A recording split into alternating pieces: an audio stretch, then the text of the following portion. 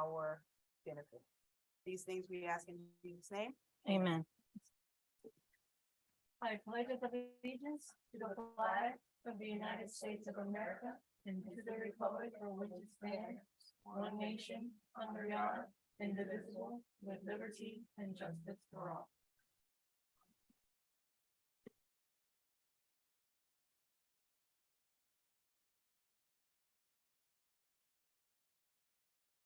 Can we have approval of the minutes from June 6, 2023?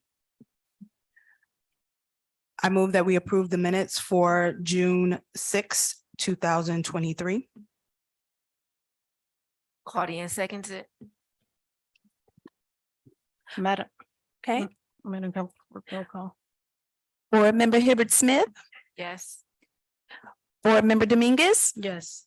Board Member Mangum, Yes. Board Member Mata, Yes. minutes passed. Thank you. Madam Attorney, can you read, well, we have, I'm sorry, public speaking we have now. So public hearing is open. May I, Board Member Dominguez? Yes. On the record, I was informed that we do have two of the citizens that did register to speak. Okay. If you will, Mr. Garcia, thank you. Okay, so public speaking is now open.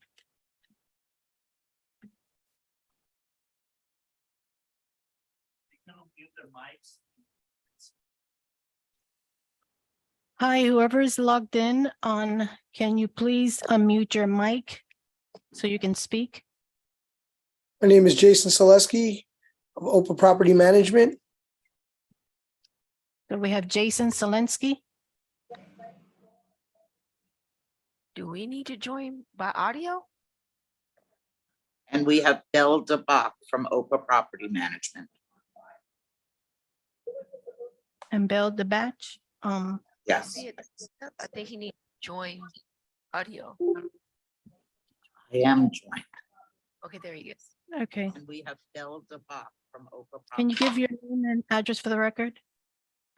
My home address is 6051 North Ocean Drive, Hollywood, Florida. And my office address in Opa-locka is 260 Dunad Avenue, number 31A, Opa-locka, Florida. Home address is 6051 North Ocean Drive, Hollywood, Florida. And my office. Okay, go address in ahead. Opa-locka is 260 Dunad Avenue, number 31A, Opa-locka, Florida. Ms. Bell, can you hear me? Yes, I can. Can you hear me? Yes, we can hear you. Go ahead. Okay, the reason that Jason and I are both attending this meeting is with relation to the 40-year recertifications.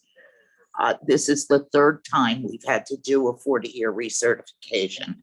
And we're being told now that we need to pay $515 per building to submit the recertification paperwork to the city of Opa-locka. We have 17 buildings on record now, and the cost of this is prohibitive. And when I was looking at the documents, it looked like since this is a subsequent 40-year filing, we should only be charged for the 3 applications for our 3 folio numbers. The cost of this is prohibitive. And when I was looking. I'm at the sorry, Ms. Bell, did this have documents, anything to it do looked with like what's since on the this is a agenda today? subsequent- I'm not sure. I just felt it was important that we got in touch with the city so that you could hear what our feelings are. We've spoken to several people over there and we can't see, one person tells us it's $515 per folio number. One person tells us it's $515 per building. And it's very, very disturbing. We're housing low-income families and it is impossible for us to pay these fees. One person tells it's $515 per folio number. One person tells us it's. Yes, this is Gregory Gay, the Director of Planning and Community Development for the city of Opa-locka. Yes, I'm Mr. speaking in reference to 40-year recertifications, which is not a part of this particular agenda. I But what we understand. do is we will take your concerns as is being expressed through a public meeting, and we will forward that information to the city manager so that the proper staff people can get in contact with you as a part of that process, and it can be fully explained to you as to how that process is done. Sir, I appreciate your consideration under the circumstances, and I hope you will convey to the city manager how disabling these fees would be if we had to pay $515 per building. I think we're the only property in Opa-locka that has that many buildings. You will convey to the city manager how. Okay, we will take your concerns and bring that to the city manager's attention. I And appreciate it. someone from the staff should be getting back with you shortly. Thank you, sir. Thank you for your time. Thank you. We will take your Public concerns speaking, it's and still bring that open. to the city manager's attention. And, I appreciate it. someone Having from the staff none, should be getting back with you shortly. let's go into the agenda items. Madam Clerk, Madam Attorney. A resolution of the Planning and Zoning Board of the City of Opa-locka, Florida, recommending the Palmetto Homes of Miami, Inc. site plan approval for the construction of 6 residential live-work units on the 5 vacant parcel site at the northeast corner of Duval Street and Alabama Avenue, and identified by folio 08-2122-003-1490-08-2122-003-1490. 08-2122-003-1510,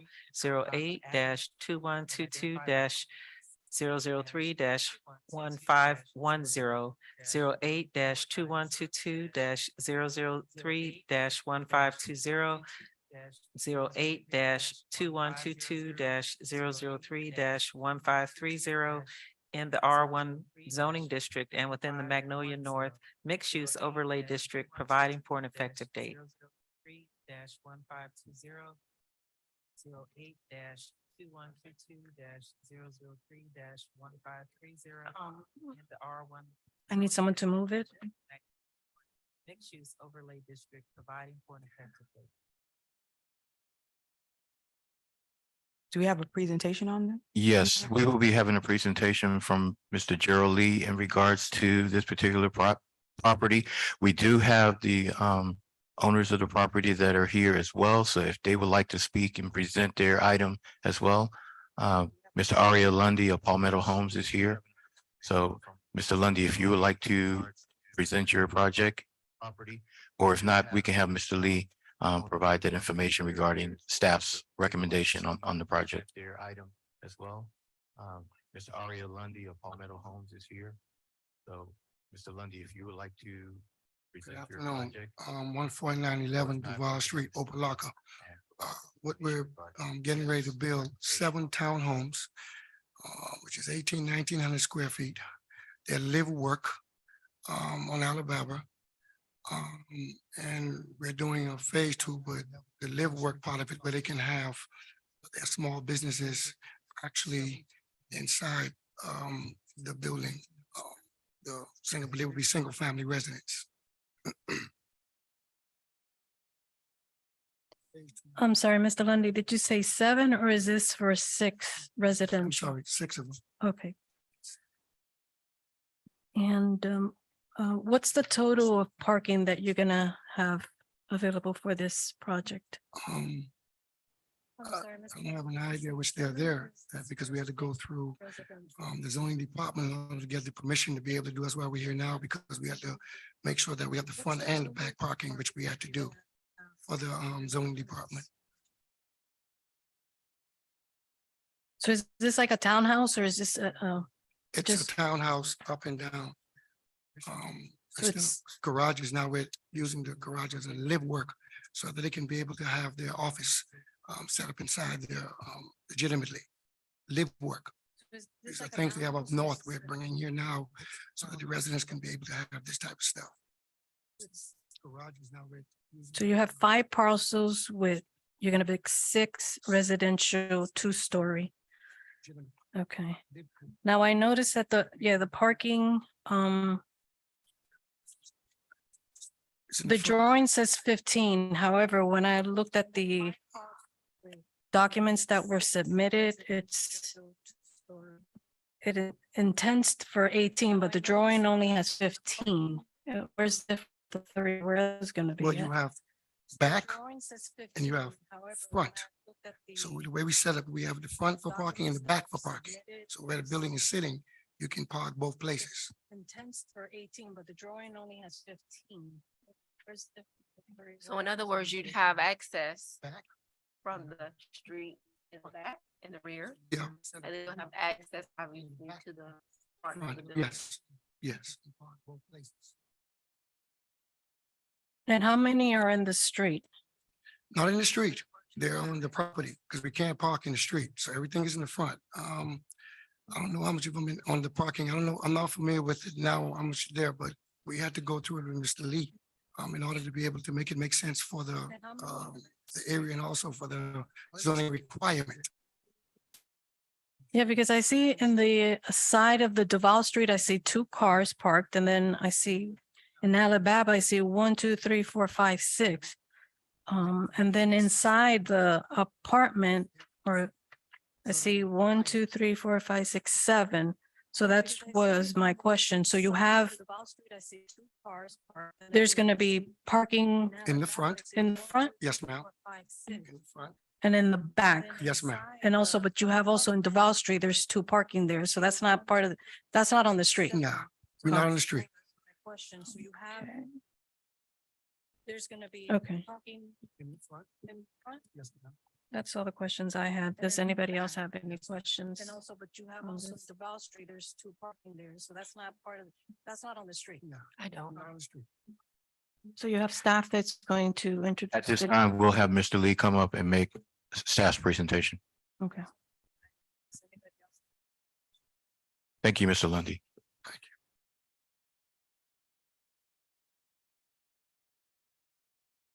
Staff that's going to. At this time, we'll have Mr. Lee come. Gerald Lee, City of Opa-locka, Planning and Community Development Department, zoning official. Thank you, Mr. Lundy. What we have here is a request for site plan review for Palmetto Homes.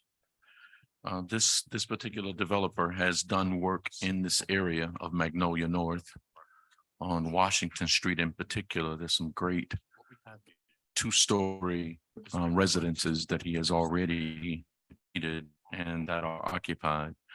And he's continuing on with the infill housing that he's doing in this area. This particular property is at the corner of Duval and Alibaba. It's a 5-parcel site. One of the properties is twice as big as the other 4. That's how he's able to get the 6 units in this space, 2-story live work.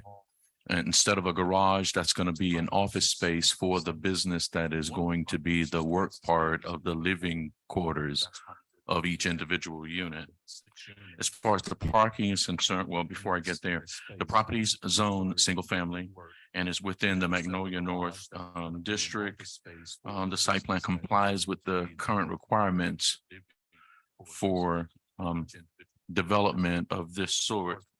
This site is going to provide 12 off-street parking spaces, which is on their property, but they're also making use of on-street parking, a couple on Duval, the ones you identified. So they're on the Board street. member, yes, ma'am. They are on the street, but they're in addition because these are live work units. The parking that's required for the individual units are going to be on site. It's 2 parking spaces per unit. Then the extra parking is for the individual business operations of each of the units, so that people who are doing whatever that business is, they have parking for them. Okay, so it's a total of about, I see a count of 20 spaces. It should be 12 on site and 8 on the street, 2 on Duval and the other 6 on Alibaba. These 6 units are going to be, let's call this a part of the vision of the zoning code to address live work circumstances in this area, to give people the ability to live in their unit and then to do business. And those businesses are going to be of the sort of beautician, barber, accountant, insurance sales, things that are not intrusive, but at the same time, you can get a license and have it be claimed on your taxes as a place of business within your residential district.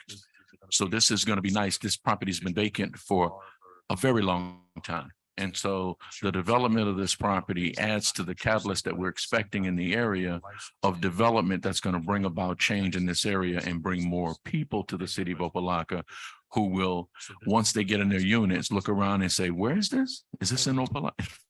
Anyway, that's a statement for a different day.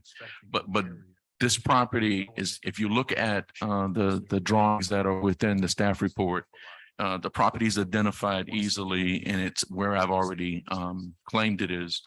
And if you look at the area, one problem that we have in the Magnolia North area is the zoning for that area doesn't follow any logic. They're single family, and then you go a space, and now it's commercial B2. You go a space, now it's commercial B1. So what the zoning department and the planning and community development department did was put an overlay over this entire site so that you wouldn't have to rezone for every use, and you'd still have the ability to do mixed use or higher density development without changing the zoning, because there's an overlay that allows for it. This developer has taken advantage of that and done a live work development in spite of all the different zoning districts that are within the area. I have a couple pictures there that show the location so that you'll be clear. Staff has agreed that the development that's as is presented complies with the zoning code as required, and we recommend approval. Thank you. I mean, I think it's a great idea, especially since it's been vacant for such a long time. However, I think that you're gonna have a challenge later on with the commissioners because of the parking, in the street. So I don't have a problem with it, but we might have some challenges later on. Thank you. Anyone else has any comments on this? Is the parking on the street proposed, or is it already been approved? It's approved parking through the city, or we're presenting the parking? They are going to ensure that if there's any misgivings, any deficiencies with what can happen on the street, that they'll take care of it. On-street parking is not relegated to the actual development, but in this particular instance, if somebody's doing business on the property, it's adjacent to that unit. So it'll lend itself that whoever's coming to do business with you may have opportunity to park there, but they're not their parking spaces because they're on street. On street is first come, first served. It's adjacent to that unit. So Thank you. it'll lend itself that whoever's coming to do business with you may have. And if I may just add, with this particular project and within the area of Magnolia North, which is a part of the CRA, what we're looking to see is and come forth in that area is new and innovative and unique type of housing products, mixed use products that will come into the area. That's what the CRA, the Community Redevelopment Agencies, initially proposes, to have these unique type of housing proposes for those particular areas. This is another type of housing that, to be quite honest with you, has not been in the city of Opa-locka for quite some time. And a lot of other municipalities are starting to have it where people can have a space that's on a prime street where they can have their business and actually at the same time reside there. Has not been in the city of Opa-locka for quite some time. And a lot of other municipalities are starting to. Board Member Mangum, I do have a question in terms of the time frame that we're looking at for this project to be up and running. So I have questions in terms of what amount of time we're looking at, because I do have people who ask me about the things that we decide on this particular board, and we're not necessarily seeing any movement on some of those things. So I do have some questions in reference to what type of time frame we're seeing in the build of this particular project. Okay, when they complete the process of the review, after this board, they'll be presented to the city commission. After the city commission's approval, assuming that they support it, that development agreement has to be executed. Once the development agreement is executed and recorded, that's when the developer can submit permits. The permits will be reviewed by the city. They usually go directly from there to Miami-Dade County, Durham, Fire, WASA, and those entities. And when they approve it, then it comes back to the city to finish the permit process and to actually build it. That time frame is probably 6 months from the time of execution of the DA for them to go to permitting, and that permitting process takes whatever it takes, because that's where the holdup usually is that they have to go through all of those departments with Miami-Dade County. And once they start to build, it's going to be on them with their timeframes to do it. So we're probably looking at 18 to 24 months from the time of the permit submission. That's part of the process. Okay, but it's a small project, only 6 units, so it may not take that. It's going to be on them with their timeframes to do it. I got one more question. I also see that this is also targeting first-time home buyers as well, directly. Yes, sir. Okay. Okay, but it's a small project. That's a preference by the developer. So it may not take. Okay, Miami-Dade County is probably making that mandate, and he is supporting the mandate. I also see that Mhm. this is also targeting. Mr. Lundy, if you could come up to the mic. The mic. Mhm.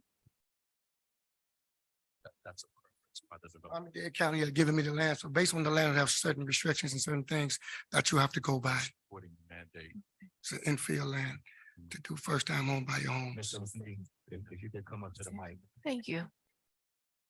Are there any more questions? Any more questions? Comments, concerns? Madam Clerk, call the question. Okay, Board Member Dominguez, I would need someone first to move it and second it before I Okay. call a roll call. Okay, Thank you. Can someone move it? Claudia moves the project to be approved. I second that.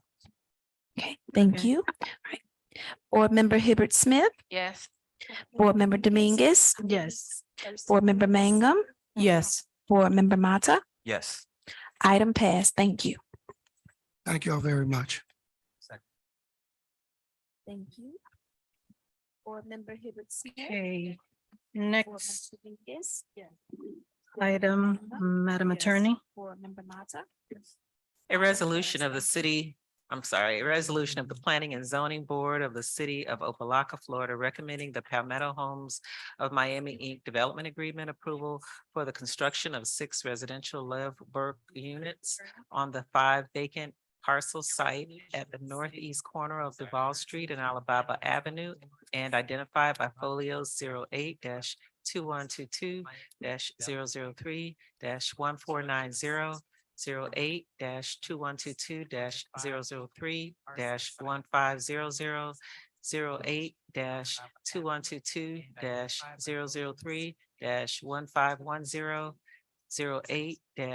08-2122-003-1510, 08-2122-003-1520, and 08-2122-003-1530 in the R1 zoning district and within the Magnolia North Mixed Use Overlay District, providing for an effective date. Move it.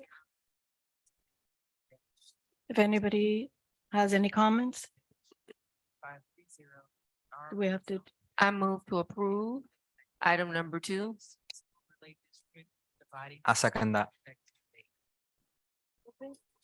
And just to give a further clarification, this is for the development agreement.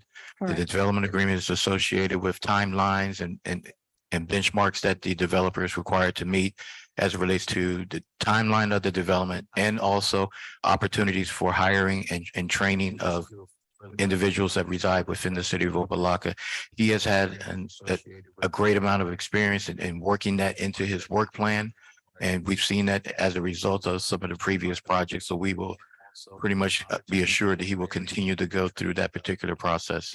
So staff, as we've already made our presentation as it relates to this particular development, staff does recommend approval. Thank you. And we've seen that as a Board Member result of Hibbert Smith, Yes. Board Member Dominguez, Yes. Board Member Mangum, Yes. Board Member Mata, Yes. item passed. Thank you. We've already made our presentation as it relates to this particular Madam development. Attorney, can you read item 3? A resolution of the Planning and Zoning Board of the City of Opa-locka, Florida, recommending the NGE Key West LLC site plan approval for the construction of a 7-story, 89-unit multifamily mixed-use apartment building on the 4 vacant parcel site at 125 Purvis Avenue, 111 Purvis Avenue, 103 Purvis Avenue, 100 Purvis Avenue, and identified by folios 08-2121-004 -21260, 08-2121-005 -0320, 08-2121-004 -1290, 08-2121-004 -1300 in the B2 zoning district and within the historic downtown Opa-locka district, providing for an effective date. Do we have any public hearing? Good evening, James Williams. Law office is located at 71 Brickell Avenue, Miami, Florida, 33131. I'm here representing the applicant. Tonight, I'm joined by my colleague, Alessandra San Roman. I'm also joined by the engineer, the architect, and several representatives of the owner and the developer. Perfect. May I ask if it's possible to also read in the next item, because it's a site plan and a development agreement for the same project, and I'll be touching on both at the presentation. Through the chair, you can make the presentation, one presentation, but they have to be read in separately, so they can accept your presentation now for the second item. Perfect. Thank you. Thank you. So if this works for you, I'll just continue. Let me just jump right into the project. Let me see. One presentation, but they have to be read in separately, so they can accept your presentation now for the second item.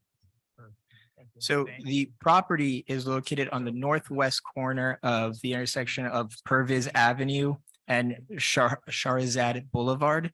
It is directly across from Sherbundi Park, right across the street. As you can see, I've labeled it. It's a little hard to see there, but it's to the top right. I've outlined the property in green. The property consists of 4 different parcels. 3 of them are privately owned by the entity, by the applicant, and 1 of them is owned by the city. The property to the north, is everyone able to see this? Okay, so the property to the north is the property owned by the city. That's the larger parcel. Overall, the property consists of approximately 1.55 acres. These are some images of the site as it exists today.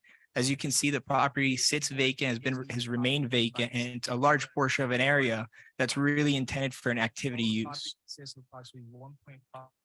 what I've done here is I have the future land use map on the left-hand side of your screen. On the right-hand side of your screen, I have a screenshot of the zoning map. So starting on the left side, the future land use for the property, it's to the north, it's to the Civic, that the city-owned portion, and right below it. And then to the south of that, you have the downtown mixed use. To the right of the screen for the zoning map, the zoning of the property is all B2 commercial liberal. But on the very bottom of the parcel, the lower end of it, to the south, it has a mixed use overlay. However, the property is under the regulations of the historic downtown Opa-locka district, HDOD. As you can see in the image, the entirety of the property falls within the HDOD overlay. Because you have the HDOD overlay section of the code, section 92 of 2297G of the code regulates that the HDOD regulations are to apply. Those are the ones that take precedent. The HDOD was created to create a unique urban district that will provide a physical place where daily life activities such as shopping, trading, working, governing, faith, arts and entertainment, and dwelling all interact and complement each other. So this is really a downtown core area where you want to have all this activity coming together at once. But you want to do it in a way that really benefits the area, but really creates some nice activity for all different types of uses. So before I go into the project, let me tell you a little bit about the developer. The developer for this project is Florida Residential Solutions LLC. Collectively, this team of developers has over 30 years of experience developing throughout South Florida. This is not their first rodeo. As I put on the screen, you have a couple of examples of projects that they have going on at this time. So you have 2 projects in Miami Gardens underway. You have a project in Florida City that's ready under construction. And you have another project, 120 unit rental community in Palm Beach County. So collectively, it's 333 units, more than 333 units coming online that they're working on actively right now. So this is not a developer who has any inexperience. I'll just quickly touch on this slide. As everyone on this board knows, we are currently in a housing crisis. This project is not the solution to fix the housing crisis, but any projects that do come online that provide additional housing do help reduce the pressure of the housing crisis. This takes me into the requests. Before you tonight, there's two requests. You have a site plan approval for a 7-story 89-unit mixed-use development. And then under that, you have the approval of we're requesting a recommendation of approval for a development agreement for the entirety of the project. This takes me into the request. So I always like to look at the big picture and then go into the details. For me, that's just how my mind operates. So I thought it'd be helpful to show you what we envision for the property. And as you can see, we have a mixed-use building consisting of 89 residential units, 1,650 square feet of retail on the bottom. So if you're looking at the rendering, those long windows in the center on the bottom floor, that's where we're expecting the retail commercial to go. The parking for this building, as you can see, you have some street parking on the right side of your screen. But what we've done is we really pushed the parking to the back of the property. And the reason we're doing this is we don't want to have the public looking at all this parking up front. We really want to activate the ground floor of the building. But we also want to provide privacy to the neighbors and still have them enjoy their land. So we're not, whenever you look at a project, you have to also look at the impact that's going to cause and how do you avert it. And so what we've done is you'll see in the next slide, we put a nice landscaping area all the way around the property where you have the garage. It's a 1-story, 2-level garage. So basically it has a roof and then you park cars on top of that roof, but we've minimized it so that you really don't see a garage or anything in your backyard, right? Because that's the key intent. And with the hedging that we're going to provide in the open space, you're going to have a very minimal visual impact, if at all, especially once that hedging goes to full capacity, full growth. In addition, the parking that we're providing, so the code requires 143 parking spaces. We're going to provide 193. So we have an excess of parking of 50 spaces, which is a very comfortable number. So this is the site plan. It's also the ground floor plan that you have before you. It gives you, it's hard to see on the legend, but it gives you the information. As you can see, if you look closely at it, you can see I have 2 arrows on the top left. Those 2 arrows are the principal point of access for the project. As by code, we're required to have it on the outside of on the sides of the building. So what we did is on Perviz, we have ingress and egress. However, on the south side, so the side that's closest to the residential, we only have an exit only. And the reason we did that is, again, consideration of neighbors. You don't want to have car headlights coming up in the middle of the night or anything like that, but you also want to reduce any activity that's next to the neighbors. So we really, when we looked at the design, we really considered everything we could to reduce any impact to neighbors. As provided in your staff packet, and as you can, if it was easier to see, and I apologize, the screen is not bigger, but as you can see, legend, we meet all the code requirements from lot coverage to setbacks to open space. Everything is met or exceeded on the plans. So we are in full compliance with your code. To give you an idea of the unit makeup. So I said there's 89 units. Well, we have 41 of those units are going to be 1-bedroom units, and then we're going to have 48 that are going to be 2-bedroom units. We're only providing 1- and 2-bedroom units. And then as you can see, I'll try to point it out with my laser pointer. Yeah, it's not going to work. But you see the landscape buffer that we have underneath the parking garage. There's a nice landscape buffer. You can't see the hedge because this isn't the landscape plan, but there's also a hedge that's going to run the entire length of that. It's going to be porticarpus, so it actually grows. It could grow up to 6 feet in a year. I mean, it's a nice hedging. Underneath the parking garage, there's a nice landscape buffer. You can't see the hedge. So this is a typical floor plan layout, except for the fact that you wouldn't have the parking because this is a second floor. So floors up to 7 are going to be set like this in terms of the residential aspect. But I also wanted to highlight the layouts for the bedrooms, the 1- and 2-bedrooms that I just mentioned. And as you can see, we listed the square footage for each. Now, City Code Section 2297R provides for the minimum square footages for bedroom units. So for 1-bedroom units, you're required to have at least 550 square feet. We're providing 605. We're exceeding the minimum 55 square feet. 2-bedroom units are required to have at least 725 square feet. We're providing 870 square feet, so we're exceeding the minimum by 145 square feet per unit. Now, the reason I tell you this is because, again, this is another consideration. This isn't just the consideration for neighbors because there's no consideration there. But the reason I say it's a consideration is because this is not a developer that's just trying to maximize how much density they can fit in a building. We're not just meeting the minimum of the code requirements. What we're doing is we're actually trying to think of, if the housing crisis is over, is this a nice enough size for what you're getting to where you're still going to want to live here? And so that's why we felt that the minimum, we need to go above and beyond that. What we're doing is we're actually. So as everyone on this board is familiar and knows, it is critically important to have the incorporation of Moorish revival architecture incorporated into the design. The architect has ensured that every aspect of this building reflects elements of Moorish revival architecture, from the detailed parapets to the arches under the balconies and above the windows, to the stucco, to the specific color palette that's been selected. And if you don't believe me, I mean, what I've done is I've cut up the rendering that you saw earlier of what we envisioned the building to look like, and I've pulled out each of those sections that I just talked about, so you could see for yourself how we've done that. Windows, the stucco, the specific color palette that's been selected. And if you don't, so some of you might be thinking about transit. Besides park. Can you just go back one slide, please? Of course. Each of those sections I just talked about, so you can see for yourself how we've done that.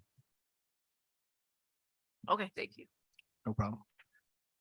So transit, it's a topic that always comes up. And in this case, what I've done, it's, again, I apologize because the viewing is easy, but I've outlined in blue circles where the bus stops are next to the property. Right across the street, you have a bus stop, which will be the primary use of the bus stop for anyone visiting or any residents using it of the project. You also have a bus stop to the northwest, which is about half a block away. Both bus stops are serviced by bus route 32. And I've shown on the top right of the screen, the actual route 432. It goes all the way down to the Civic Center and everything. You also have the parking calculation. So as I said, we're providing 193 parking spaces, 143 are required. We have a surplus of 50. We're actually providing 50 of the surplus parking spaces to the city for their benefit. You also have the parking calculation. So as I said, you require. So I've spoken a lot about the site plan, the design, the characteristics of the project, but I want to talk a little bit about the development agreement.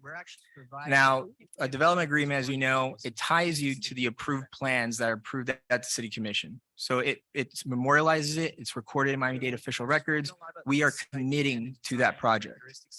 Now, there's a section of the development agreement which I wanted to pull out. It's an economic benefits to the city, and it has a couple points, and I'll read it I'll read it to make it easier.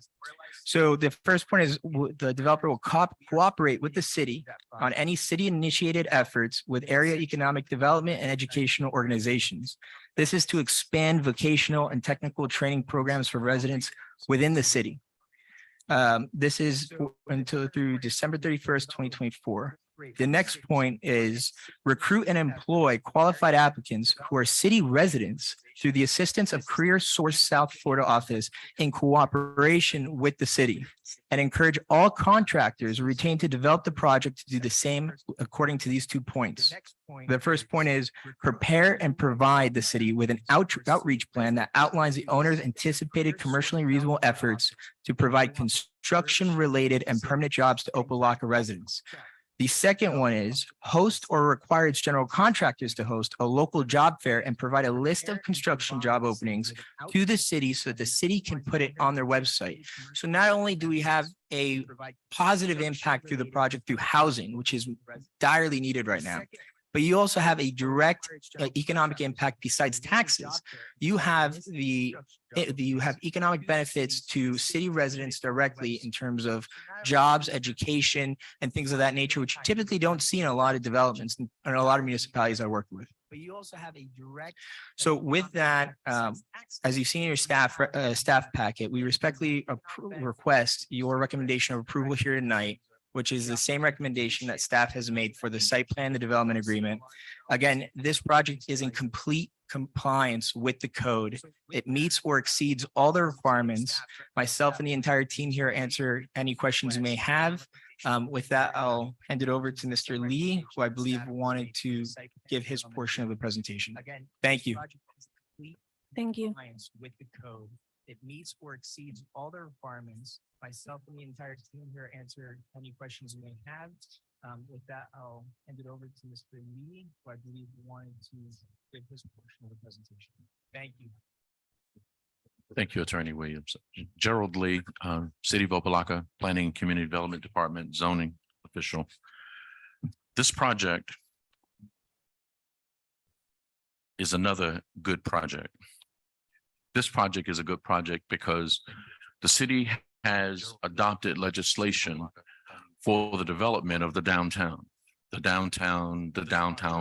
core, the mixed use initiative that has been fostered and talked about ad nauseum. This is the first real project that is, well, second real project that is going to be seeking approval of the site plan and development agreement that is going to address mixed use in the downtown area to bring more residents, answer the questions about attempting to do something about housing shortages in Miami-Dade County, but also to bring opportunity for retail spaces and more residents. As has been discussed eloquently, this project is on a site that includes 4 parcels, one of which is the city of Opa-locka's ownership, and it's a collaboration between the two. This property is a property that used to be a place where historic buildings stood. With them not being there any longer, it is a great thing that as the attorney has identified, that is going to bring back that Moorish architecture that has been loved and appreciated in the city. Well, this new building is going to have its rendition of that. In short, I don't want to belabor the point. The project hits all the bells and the whistles of the requirements of what the zoning code requires for setbacks, building heights, parking, landscaping, and in particular lot coverage, but especially parking, because parking is always a hotbed issue in the city of Opa-locka. The requirement is 143 spaces. They're providing 193, 50 of which will be for community use, because that was also another use that was supposed to be planned for that space. So now they have taken on the responsibility of providing housing, but also the parking that used to occupy that space. Because that was also another use that was supposed to be planned for that space. As he spoke about this developer in particular, I've already visited one of their sites in Miami Gardens, and it's a beautiful development. So what we have is a person who is bringing forth a great development in the city of Opa-locka to mirror good projects in other areas. I like the fact that they're not doing the minimal requirement for unit size, but they're exceeding those unit sizes to provide the best of what can be, and still not working to make sure that they maximize every dollar for every space. They're giving some decent opportunities for people to be in good living space. And lastly, it's a mixed use development. It's a mixed use development. So they're bringing retail and residential. What I wanted to also emphasize that's important, our property, the city's property, is zone civic. The other parcels that are part of this development are zone commercial. But the city adopted a zoning code overlay that covers this property. And within that document, it says that this is the prevailing zoning. And so the zoning of this overlay, the historic Opa-locka downtown district, allows for the mixed use, the height restrictions, the setbacks, all of which have been agreed to and accomplished by this development team.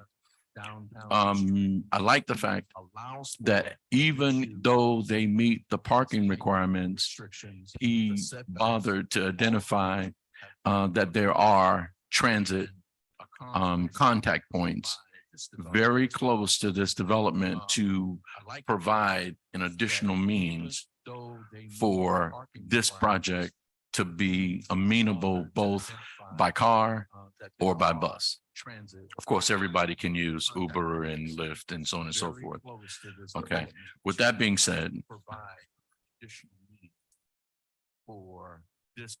I have nothing else that I want to add. This project is something that we recommend approval for because it does meet all of the requirements. We are expecting that this is going to be a great project. I like the fact, additionally, in our downtown area, that we have buildings that face the street. We want eyes on the street. He has parking behind the building, and they cover the parking. So there's a habitable liner around the parking area. So you don't just see asphalt and parking. You see building, you see uses, you see activities, and you see landscaping. I think it's a great project. We're expecting big things from this as a catalyst in the area, and we recommend approval. I remain if there's any other questions or concerns. Thank you, Mr. Lee. I do have a couple of questions. This project is beautiful, and I like the way the parking is set up in the back. And I see that they meet the parking requirements because that's always a problem in the city. However, I just have a concern and I want clarity on it. If this project is going to be done through NGE Key West LLC, why is the city property being included in this? Because the value of the city property, it's a larger property size and it's valued at $150,000. Why would that be intertwined with this project if they have enough parking? Okay. The project site includes both the properties that are already owned by NGE, and to make it the project of decent size, scale, the city is in negotiations with the lease and so on and so forth to do a joint venture on this site. We've had meetings prior to now, and a part of this process is the review of the site plan and the approval of all the documents that go along with it. That includes a long-term, I think it's a long-term lease agreement to deal with that. So the city is in agreement with the developer developing this property and the parts that it brings to the table to be a collaborative between the city and this developer.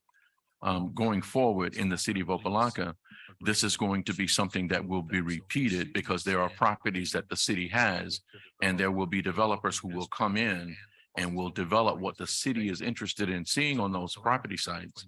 And it'll be a collaborative between the developer and the city to bring about the development that the city could not do on its own. Because there are properties that the city has, and there will be developers. So why not separate it? I mean, why do they need that additional 50 parkings? If who's gonna park there? Is it the people that are gonna live there? Or why do they need the additional parking there? Why, if they needed that space, why not purchase the land and build it, and they do the additional parking if they need it? Who's gonna park there? Is it the? Can you restate that question? Regarding the parking? The entire question. Okay, well, because, they have enough parking as it is. They have 178, which 2 per apartments. The parking is going to be in the back. I don't understand why is it that we need to include the city land, which is a large land, which is in Purvis Avenue, to be included in this development. That's what I'd like to know. Here's the answer. The property site. Can you pull up the property site just one more time? land. Okay, go ahead. Okay, if you look at the property site, the property that the city owns is the area where the majority of the parking is located. They don't meet the parking without the rest of that parcel also being a part of this site. The collaborative is, it takes those 4 parcels to be able to do this development. You can't separate out the parking and still have the building on the property that belongs to the city. It is a collaborative between the city and this developer to do the project that they are presenting. And it's the city's wish to have them develop it in the way that they're bringing it to the table, which includes, they're not just doing the minimal parking, but they're including the fact that the city had a need for parking from that property site, and it's being included within their site plan. So who's gonna own that parking space? Who's gonna own that parking space? The parcel will still be owned by the city. It's a long-term lease, as I understand it. It's a lease? So is that included in the package, a lease agreement? Yes, it is. So it's a land lease. Yes. Like, so, you know, like McDonald's, they don't own the land most times. They just lease it for 25 years. Banks do the same thing. Is that what you guys are doing or no? That's what it is. Okay. Yes, That's if, what it is. if I could just add to Mr. Lee's statement, this is a joint venture project between the city and this developer. So we're both going in hand, and as a part of this particular development going forward, being able to utilize the city-owned property allows them to exceed the parking requirements and at the same time provide a necessary need of additional parking that the city will still be able to utilize. So it will still, a portion of the parking will still be dedicated toward public parking. And I know parking is a very significant thing. As we have new uses come to the area, we're looking at activating the historic city hall. There's going to be a need for parking for that. You still have a parking need related to the Shabundi Village Community Center. This parking will be able to support that as well. New uses come to the area. I think, we want to just make sure we're using it as highest use for the city. Is that what the concern is? That was my concern. The Yes. Shabundi Village Community Center. That's being covered. This parking will be able to support that as well. So you said there's a lease agreement, right? In the package. That will be executed as we go through, but yes, there have been meetings between the city and the developer along the way of how we want, what we expect, what we need out of this this collaboration. So it's a joint venture. And then it's stone yet, but we're moving in that direction, and this is the presentation of what the city has requested and they've agreed to do. So what we expect. Okay, can you make sure that that is included and that Yes. before it even gets to the commission, so we won't have any hiccups? Yes, Thank ma'am. you. Mhm. Anybody else has any questions or I concerns? or actually have comments? just maybe a general question, for the city of Opa-locka. What determines which buildings get mortgage and what buildings do not? Yes, ma'am. Anybody else has any questions? We are requesting all, but in particular, in the downtown area, in certain districts, we really push that envelope. Is that deviated or different than the single family homes that are currently being built? Well, single family homes, we don't That's- require it. Okay, that's what I wanted to know. Okay, thank you. Yeah. That's all I want. Okay. Certain districts, we really. And I had another question. I noticed that in the planning and zoning board application checklist, there was one that was not checked off. If you can clarify that, it's a completed neighborhood petition form with the signatures of each property owners in front and the rear and the left and the right. The subject property indicating his or her support for the proposed project. Clarify that, it's not checked off. I see everything else checked off except for that. Because you have to ask your neighbors, hey, do you mind? Okay. In general, this application requires that the developer, the applicant, go to the property owners that surround the site and garnered their support for their development. But a part of the review process puts that announcement out to the ears and the eyes of anybody who is interested, and they have opportunity to come to this meeting and make statements on the record as to their support or non-support for any development. They're not precluded from doing so. And if in a controversial application, it might be more important because there would be 20 people standing at the door saying why they do or don't support it. And it might be more important for them to have supporters here under those conditions. But in this venue, where we're bringing about a residential project with mixed use that does everything the city is asking for, even if somebody came in and supported it, it wouldn't change the fact that we're already excited about the opportunity. Yes, I understand that, Mr. Lee, but I'm still just the saying. checklist is not checked off. I'm just asking the I'm question. just saying. You know, it's part of the application process. So I just want to make sure that, you know, neighbors are aware that once they start seeing this building go up, they were like, wait, I never knew about this. I didn't get notified. How did this happen? You know? It's Yes, good ma'am. that they know. Mhm. It's part of the application process, so I just have another general question. Where is the property located in Miami Gardens that you guys are currently doing? building go up. They've completed it. I didn't get notified. How did this happen? I'm sorry, sir. Can you go to please? the mic? Thank you.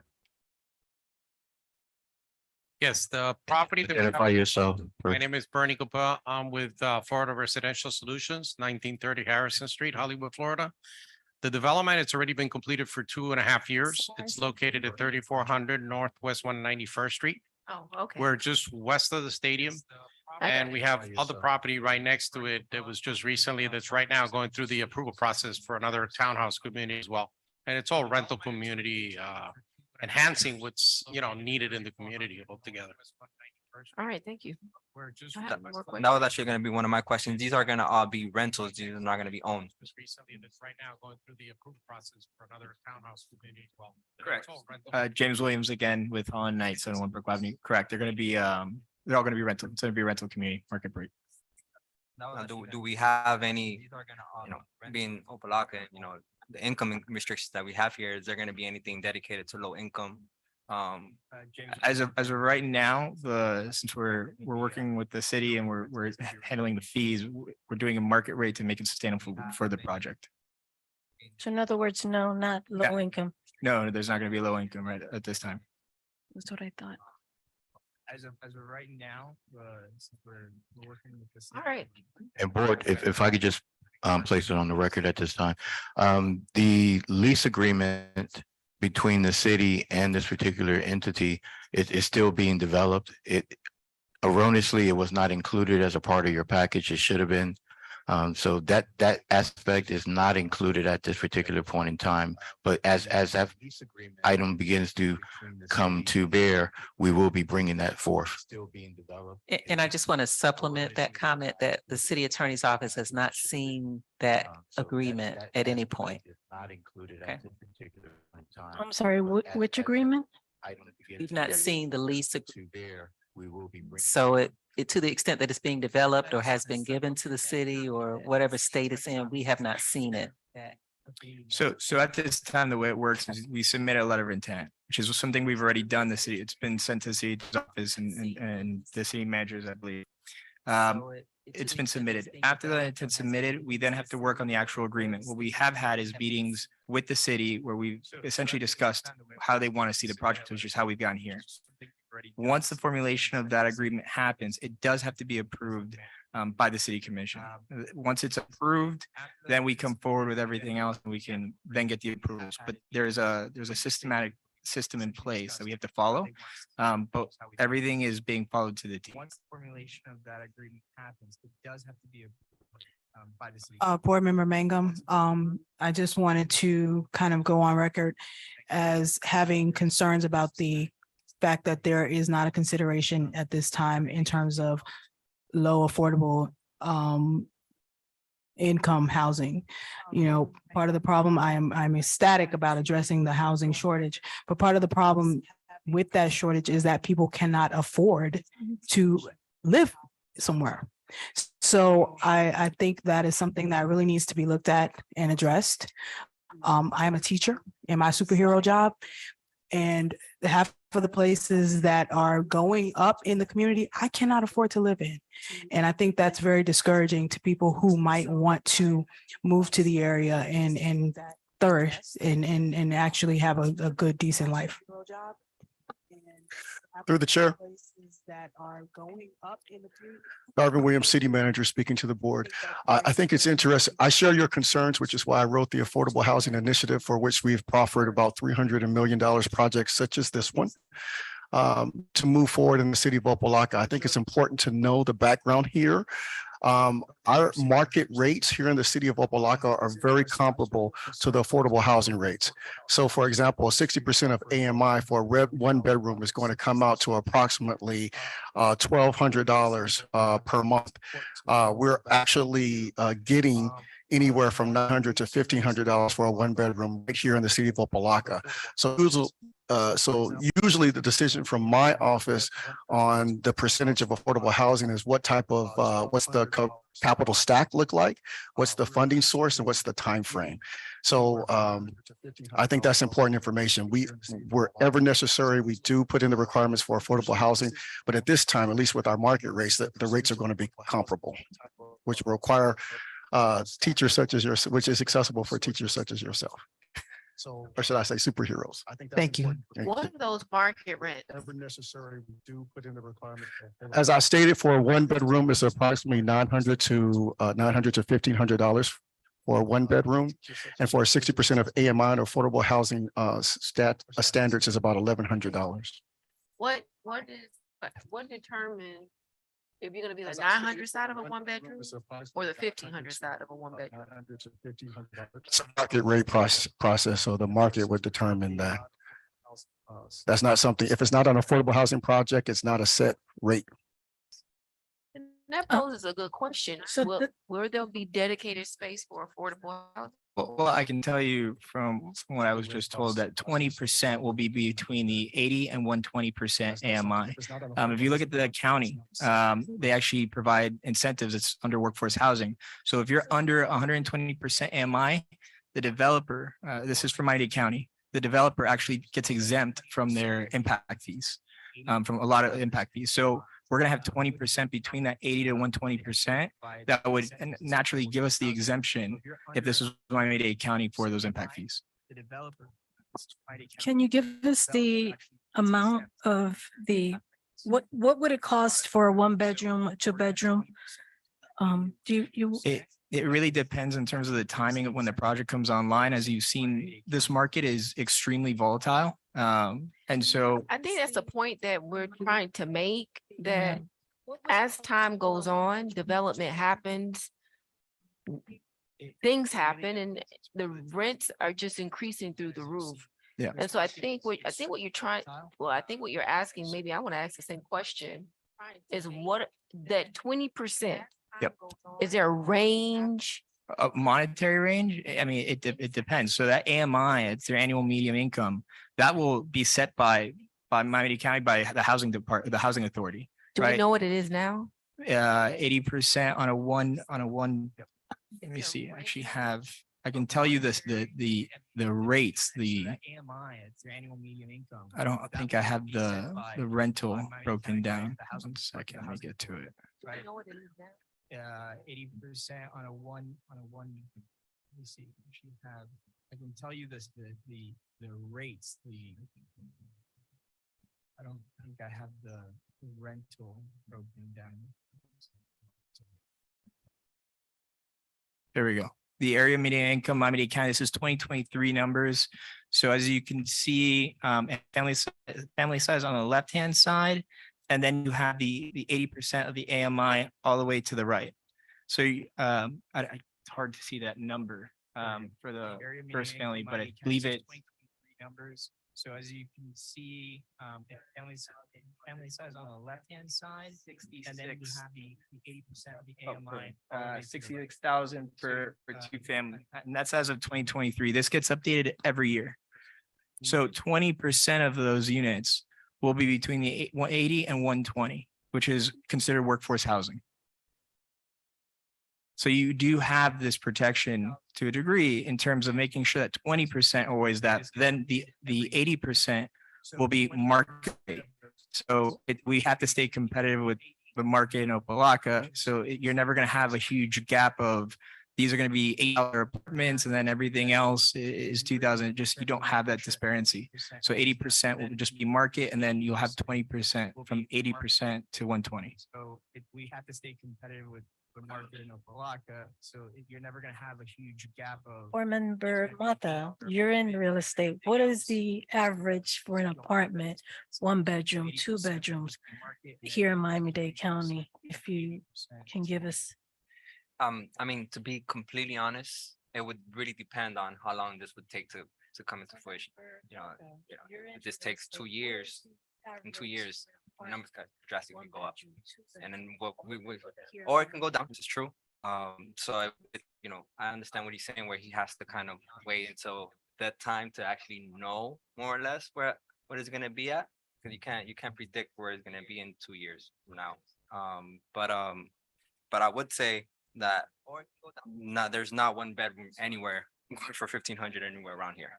Like I would say top for 1 bedroom around this area would probably be like $1,000, 700.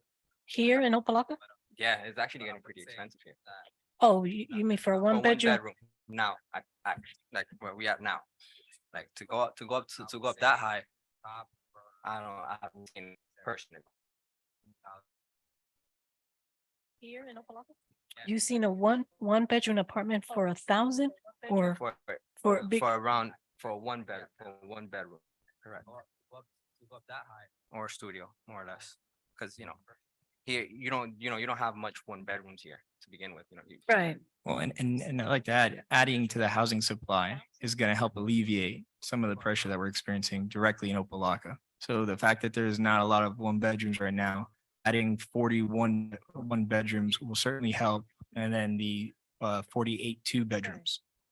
Like that, adding to the housing supply is going to help. Yeah, but the problem is a lot of people that live here. I mean, I'm pretty sure that's probably going to be people that coming outside of Opa-locka to come rent here because if they can't find any here in Opa-locka because it's not affordable. I know that's not going to be because my daughter pays for 1 bedroom $2,200 and it's a 1 bedroom, 1 bath. So they can't find any. To give you some perspective, I seen a report that the average 2 bedroom is right now going for 45 in Miami-Dade County, which to me is such a high number to think of how far we've come in a few years since the pandemic. But this certainly will help give people some options. Yeah, but Miami-Dade include a lot of high-end places. Yeah, but that's why I'm saying we're looking at the average. How far we've come in a few years since the pandemic. But this certainly will help give people some options. Okay, anybody else has any questions or comments or concerns? Yeah, but that's why I'm saying we're looking at the average.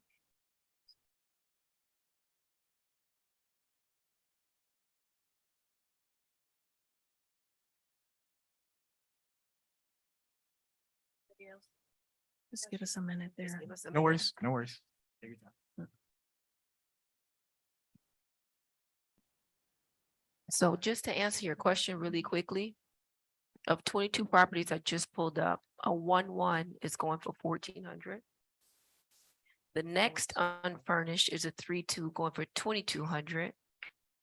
I've got a studio for 1,100. Just to answer your question really quickly, looks like about 14 properties I just pulled up, a 1-1 to 1,600 is current market value. Unfurnished is a 3 for 1 bedroom, specifically for the city of Opa-locka. Looks like about 14. Or 1 bedroom, 1,400 to 1,600. Well, yeah. Okay. These are unfurnished apartments. Of course. 650 Oriental, 931 Opa-locka Boulevard. And these aren't even new properties. And they're smaller than what he presented. Just to give you an idea. Okay. I've got Rutland, 3,200, 32, just to give you an idea.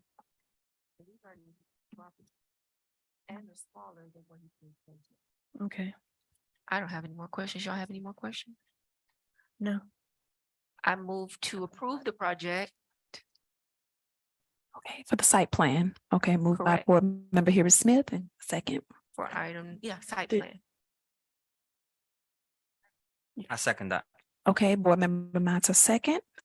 Okay, Board Member Hibbert Smith, Yes. Board Member Dominguez, Yes. Board Member Mangum, Yes. Board Member Mata, Yes. item passed. Okay, Board Member Mata second. Madam Attorney, A resolution of the, Oh. Board Member Dominguez. go ahead. Board Member Mangum. A resolution of the Planning and Zoning Board of the City of Opa-locka, Florida, recommending approval of the NGE Key West LLC Development Agreement. A resolution approval for the construction of a 7-story, 89-unit multifamily mixed-use apartment building on the 4 vacant parcel site at 125 Purvis Avenue, 111 Purvis Avenue, 103 Purvis Avenue, 100 Purvis Avenue, and identified by folios 08-2121-004-1260, 08-2121-005-0320, 08-2121-004-1290, 08-2121-004-1300 in the B2 zoning district and within the historic downtown Opa-locka district, providing for an effective date. 212-004-1290. Gregory Gay, just to provide further clarification, since the attorney representing the clients did make his presentation as the site plan and the development agreement. We would take those particular statements that were made from the previous item to be included as a part of this particular item. And just to provide additional clarification, this is dealing with the development agreement.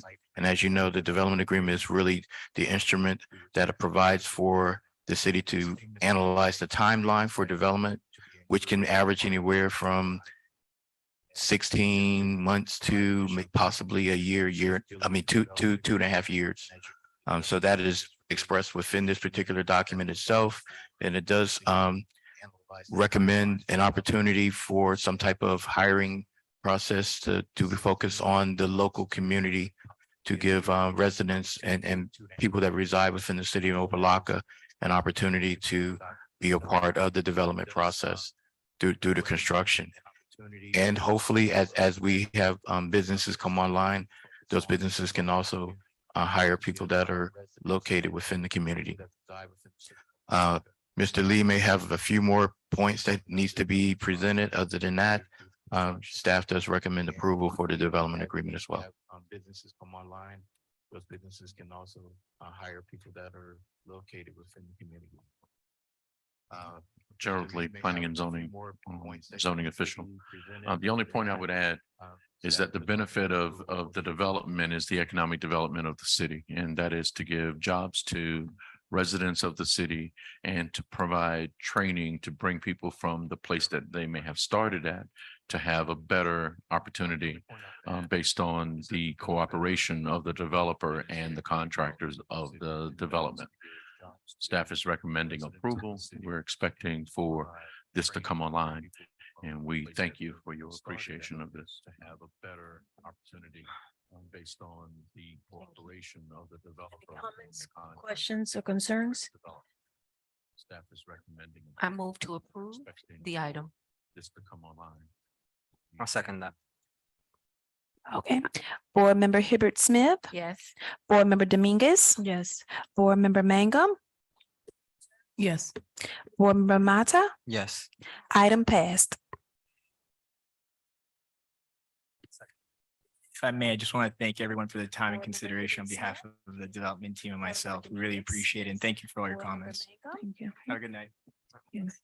Board Member Mata, Yes. item passed. If I may, I just want to thank everyone for the time and consideration on behalf of the development team and myself. Madam Attorney? An ordinance of the City Commission of the City of Opa-locka, Florida, amending the Opa-locka Comprehensive Plan to add a property rights element as required by and in conformity with Section 163.3177(6) Florida Statutes 2021, providing for inclusion in the comprehensive plan, providing for correction of scrivener's errors, providing for conflict and repealer, providing for liberal construction, providing for severability, and providing for an effective date. Madam Chair and members of the Planning and Zoning Board, Randall Robinson, City Planner, City of Opa-locka. As the city attorney has detailed, during its 2021 legislative session, the Florida legislature passed a law requiring that all local governments include a property rights element in their comprehensive plan. And so the ordinance before you that would put a property rights element in our comprehensive plan is timed with the current evaluation and appraisal of the city's comprehensive plan. So basically, if the language is as follows. The goal of this element is to consider the rights of property owners in all local decision-making. Objective 1, apply rules, ordinances, and regulations with sensitivity for judicially acknowledged and constitutionally protected private property rights. Policy PR 1.1, in local decision-making, the city shall consider the right of a property owner to physically possess and control his or her interests in the property, including easements, leases, or mineral rights. Policy PR 1.2, in local decision-making, the city shall consider the right of a property owner to use, maintain, develop, and improve his or her property for personal use or for the use of any other person subject to state law and local ordinances. Policy PR 1.3, in local decision-making, the city shall consider the right of the property owner to privacy and to exclude others from the property to protect the owner's possessions and property. Policy PR 1.4, in local decision-making, the city shall consider the right of a property owner to dispose of his or her property through sale or gift. And so we're looking for your yay or nay and recommendation to the City Commission. Policy PR 1. Mr. Gay? Yes, members of the board, Gregory Gay. This legislation is being presented before you at this time as we are going through the update and the evaluation and appraisal report for the City of Opa-locka's comprehensive master plan. We are in the midst of updating that particular document as we speak. And while it may be a new element to be introduced as a part of the update of the comprehensive master plan, it is something that needed to be addressed by the Planning and Zoning Board with a recommendation going before the City Commission. In addition to that, we will be bringing back before you an update of the overall update of the comprehensive master plan, which will involve all of the other elements associated with the comprehensive plan and where the plan stands as it is being evaluated and what other amendments and modifications would need to be addressed. But this being a separate and new item, it was recommended by our consultant that we go forward with this particular element and present that before you. And as Mr. Robinson just presented, staff does recommend approval of this particular element. This being a separate and new item, it was recommended. Why is this separate than this agenda? I'm not understanding this. And as Mr. Robinson This ordinance. Staff does recommend approval of this particular element. This is being presented because it is a new element that's going to be included as the overall, as we update the overall comprehensive master plan. So as we go through this particular process, we're addressing this particular element now, and then the entire document is going to be presented before you sometime between the month of September and October, which will include this particular element as well. But we need to have this particular element considered for adoption in order for it to be included in the overall update of the comprehensive master plan. September and October, which will include this particular element as well. Okay. But we need to have this particular element considered for adoption And someone. in order for it to be included in the overall update of the comprehensive.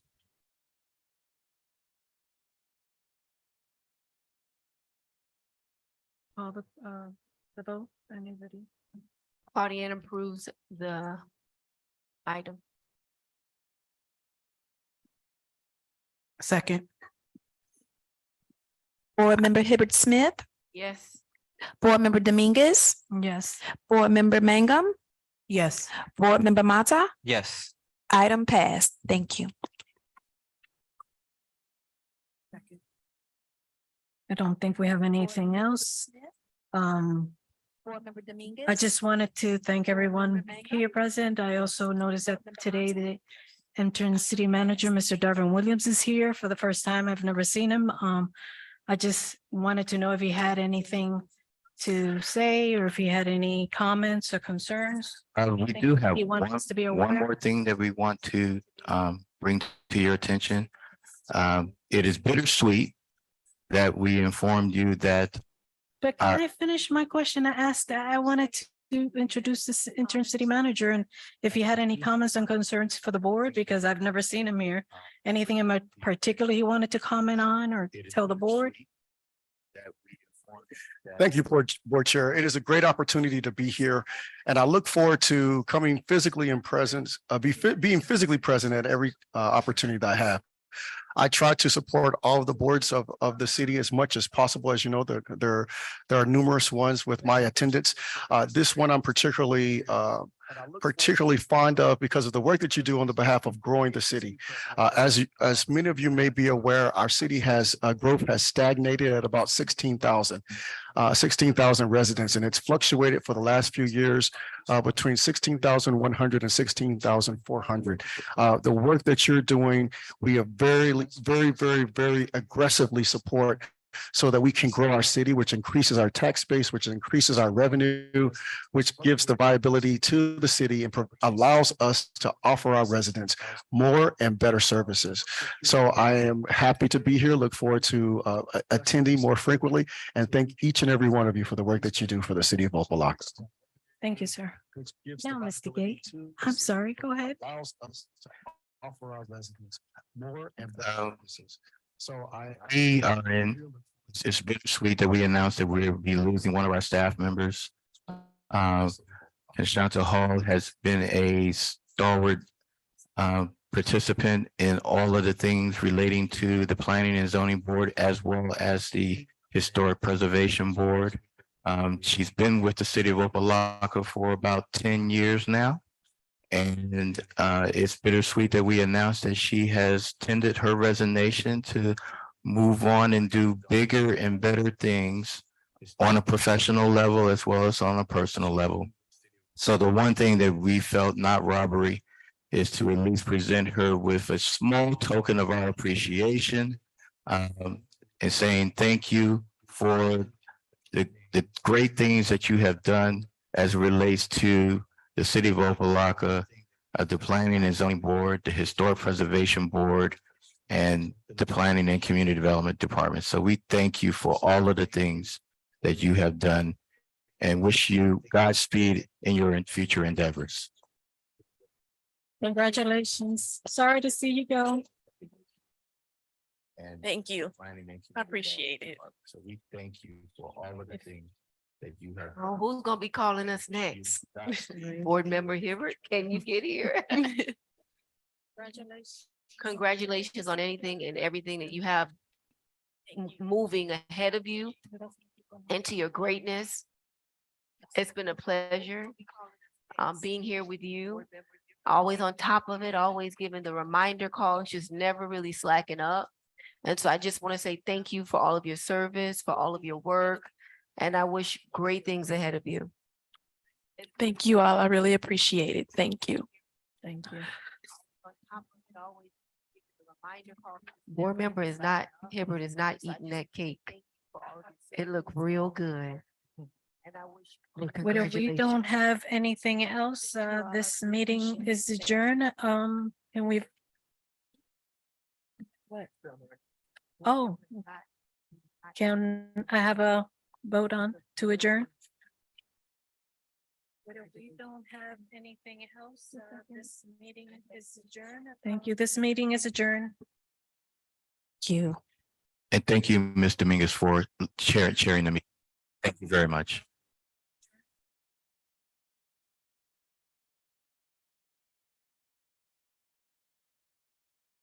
This meeting is adjourned. And thank you, Ms. Dominguez, for chairing the meeting. Thank you very much.